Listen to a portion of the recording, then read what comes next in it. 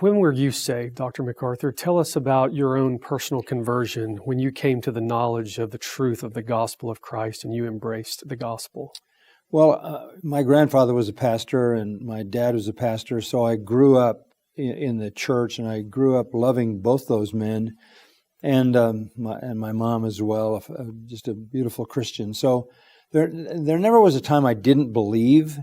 In other words, I didn't have some kind of rebellious time. My parents were loving, faithful parents, and they created a home environment that was very embracing and affirming, and yet with a high degree of discipline, which they wrought on me when necessary.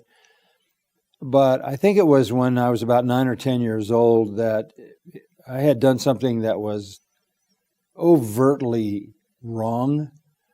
I had stolen something, and I felt this immense conviction, and I went to my dad, and I remember sitting on the steps of a church because I was with him on a trip where he was doing a week of preaching, and it was on those steps that I confessed to my dad what I had done.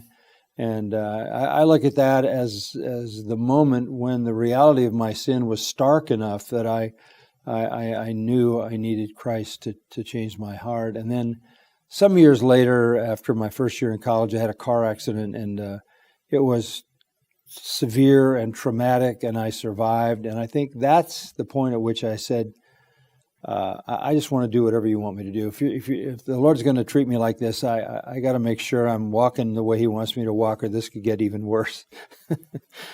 Yeah, but I think at some point, and I don't know the exact moment of salvation, but I do remember that encounter with my sin and coming to my dad and saying, I need to be saved. Amen.